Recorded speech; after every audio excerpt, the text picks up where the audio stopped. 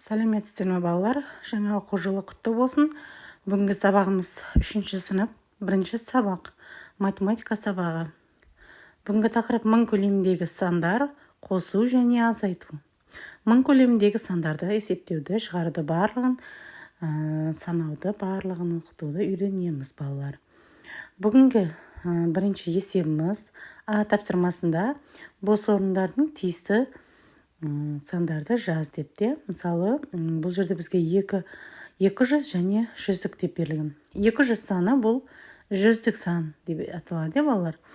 Бұл 3 таңбалы сандар. Ал 2 таңбалы сандар, 2 таңбалы сандар 10 деп аталады. 1 таңбалы сандар 1 деп аталады.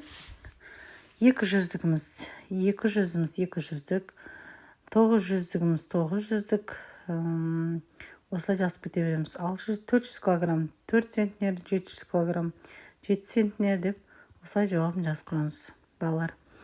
Келесі есебімізді астындағы екінші тапсырмада осыларды біз жүздік түрінде жазуымыз керек. 400 қосылған 500 тең, 400-дік қосу 500-дік деп жазамыз, балалар, жүздік деп атап. 800 алу 200, 800-дік 200-дік. 1000 жүздік дегеніміз 10 жүздік, 800 дегеніміз 8 жүздік деген. Ал 700 дегеніміз 7 жүздік, 200 дегеніміз 2 жүздік екен. Осылай жазып қойыңыз, балалар, көшіріп дәптерлеріңізге көшіріп алыңыздар. Келесі есепті, екінші есепті, кестедегі берілген сандар разрядтарын ата депті. Разряд сандардың бұл разряд дегеніміз бұл сандардың цифрлық орны, таңбаның. Жаңағыдегі осы біз жерде мысалы 300 берілген, 300 жүздіктерге жатады. 300-дік ондықтар жоқ бұл жерде, сондықтан бұл жерде 3 болады, 300 болады. Ал келесінде 305 деген бұл жерде 300-дік, 0 ондық, 5 бірлік болады. Яғни 300 болады.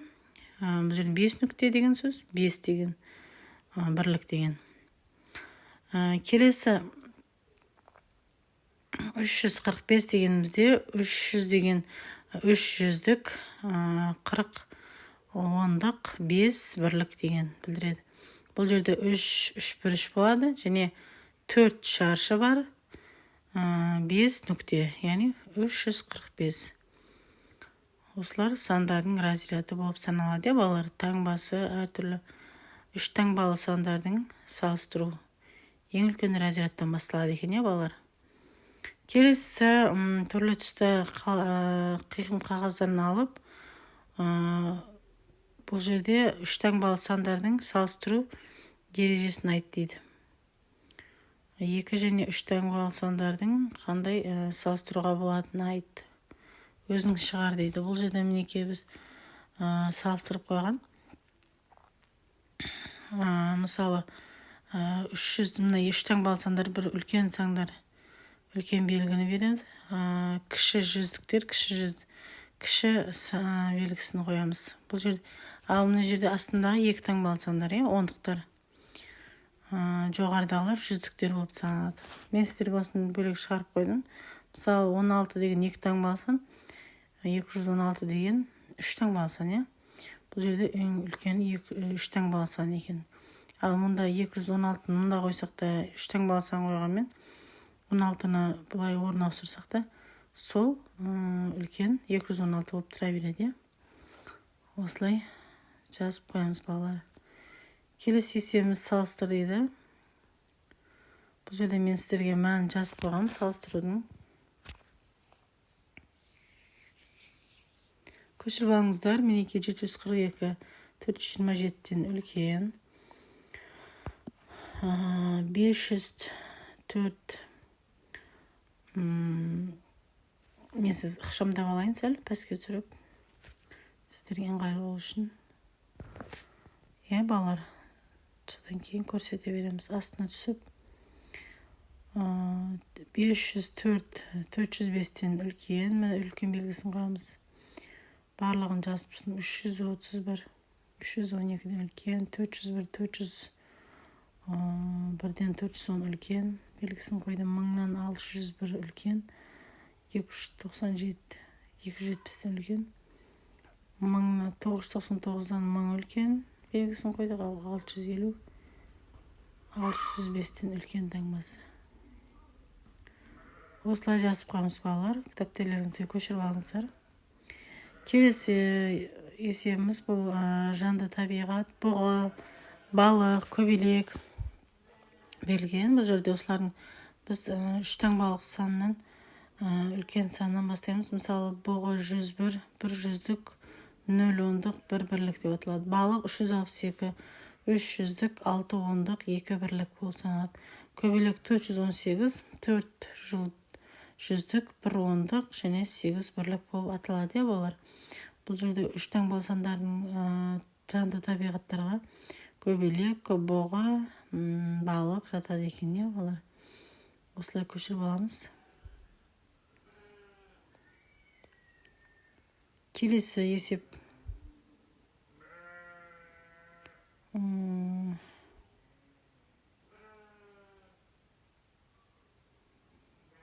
X-тен кіші сандар, 12-ден кіші және 12-ден үлкен сандарды жазып шығамыз, балалар. Сан сәулесін сызамыз, одан кейін мына жерде 12-ден кіші болған сандарды жазамыз және 12-ден үлкен болған сандарды жазамыз. 12-ден астының кіші сандарды, мысалы 9, 8, 6, 7 барлығы кіші болып саналады, 10, 11 деген сияқты. Ал 12-ден үлкен сандар, бұлар 12-ден жоғары қарай кете береді. 13, 14, 15, 16 деп осылай белгі беріп сызып шығамыз, балалар. Күн әуелі сан сәулесін сызып аламыз.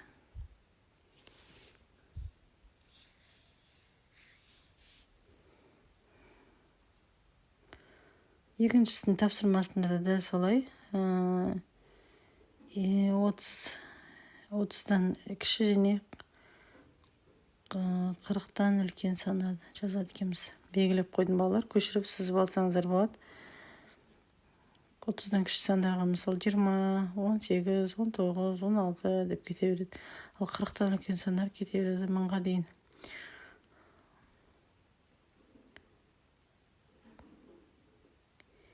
Келесі тапсырма есеп 7-ші есеп екен, балалар. 7-ші есепте 345-ден кіші сан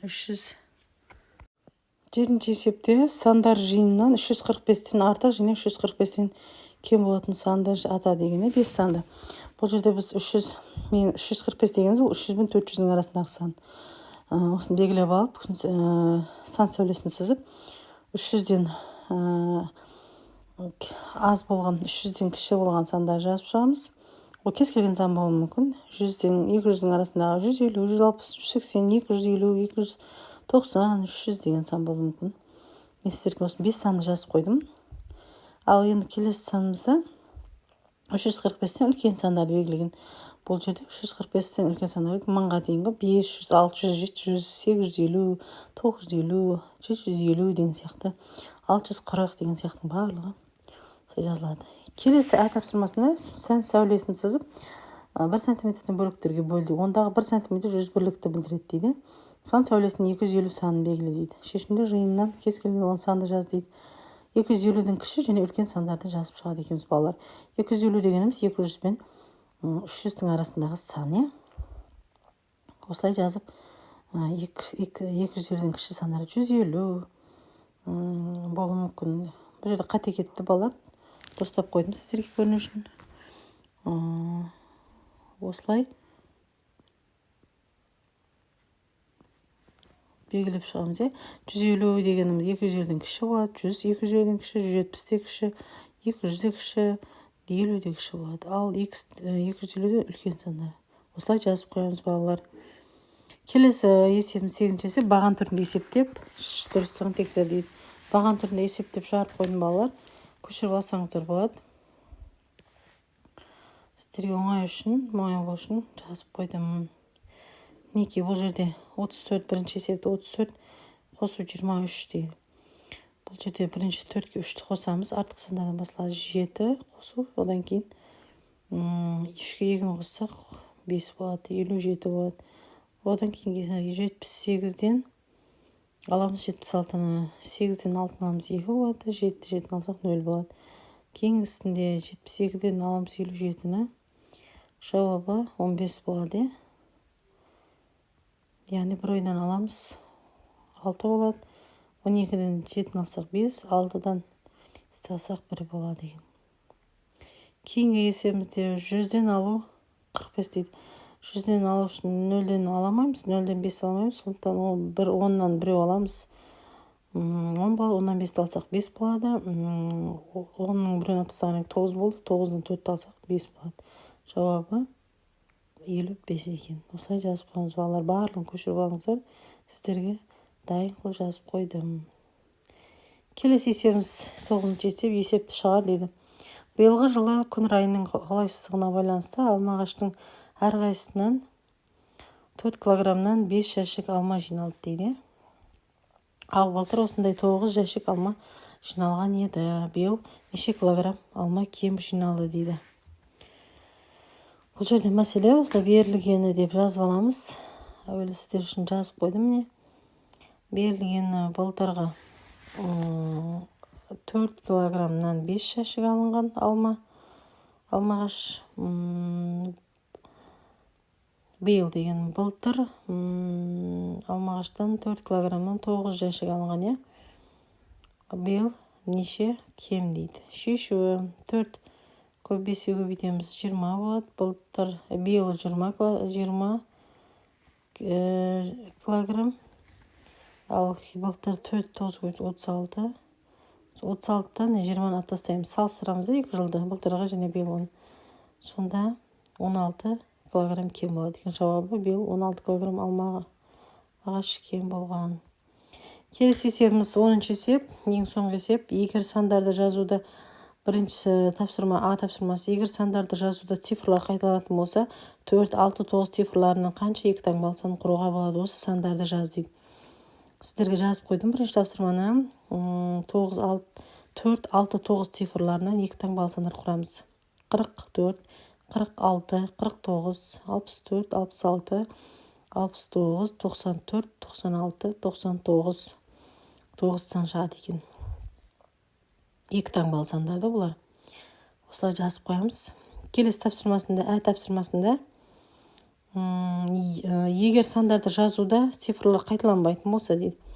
4, 6, 9 цифрларынан қанша екі таңбалы сан құруға болады дейді. Екі таңбалы сан жазамыз ендігісінде, бірақ қайталанбайтын болу керек. Осы сандарды жазыңдар дейді. Мысалы, бұл жерде 46, 49, 64, 69, 94, 96 деген сандар шығады. Қайталанбайтын 6 сан шығады екен. Екі таңбалы сан. Енді үшінші тапсырмада, Б тапсырмасында, егер сандарды жазуда цифрлар қайталанбайтын болса, 4, 6, 9 цифрларынан қанша үш таңбалы сан құруға болады? Осы сандарды жаз дейді. Бұл жерде мен жазып қойдым алар. 4, 6, 9, үш таңбалы сандар жазамыз. 694, 469, 496, 649, 946 және 664 деп 6 сан шығады екен балалар. Осылай көшіріп алыңыздар. Мен каналыма тіркеліп алыңыздар. Мен каналымда 2-3 сынып арналған математика және қазақ тілі сабақтар жүргізіледі. Қоңырауша түймесін басып қойыңыздар. Тіркеліп келесі сабақтарға кездескенше сау болыңыздар.